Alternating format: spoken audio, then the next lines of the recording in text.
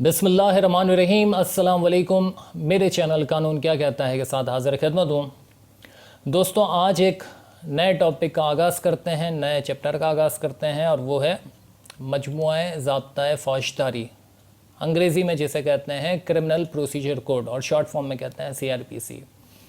अब ये क्या है CRPC? ये एक कानून है, और इस कानून में मुकदमात को चलाने का, दाखिल करने का मुकम्मल प्रोसीजर लिखा हुआ है, मुकम्मल ज़ाब्ता लिखा हुआ है, और ये कुल 565 इसकी दफ़ात हैं, सेक्शंस हैं।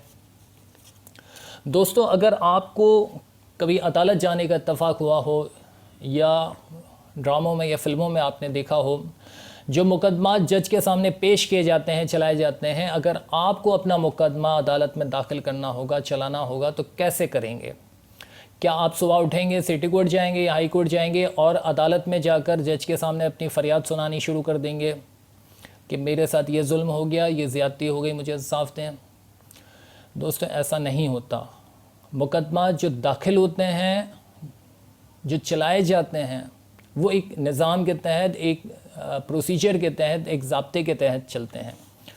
मुकदमात का दाखिल होना हो, पुलिस की इंक्वायरी हो, ज़मानत लेनी हो, श्योरिटी जमा करवानी हो, श्योरिटी वापस लेनी हो, फ़ैसला सुनाना हो, गवाह चलाने हो, मुल्ज़िम को अपनी सफाई का मौका पेश करना हो, ये तमाम चीज़ें एक प्रोसीजर कोड है, उसके तहत चलाए जाते हैं। और इस कोड को, इन सेक्शंस को अदालतें फ़ॉलो करती हैं, पुलिस फ़ॉलो करती है, और वकला भी इसको फ़ॉलो करते हैं, और इन्हीं के हिसाब से मुकदमात को चलाया जाता है।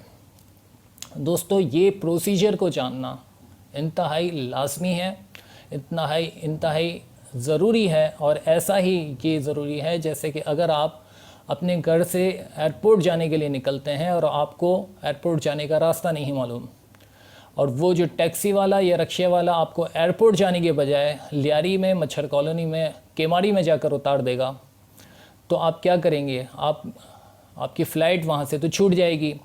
तो इसी तरह से अगर आप निज़ाम को, प्रोसीजर को, कानून को नहीं जानते होंगे, तो आपके साथ भी यही होगा कि आप अगर गलत पाथ पर चले जाएंगे तो कसूर ना सिर्फ टैक्सी वाले का, रक्शे वाले का है, बल्कि आपका भी है। आपकी फ़्लाइट छूट जाना, आपका भी इसमें गलती शामिल होगी। लिहाजा ये प्रोसीजर जानना आपके लिए इंतहाई लाज़मी है। और मेरा चैनल बनाने का जो मकसद था, वो असल मकसद यही था कि लोगों को इंसाफ की फराहमी में, उनकी मंजिल तक पहुंचाने में मैं कंट्रीब्यूट कर सकूं, मैं मदद दे सकूं।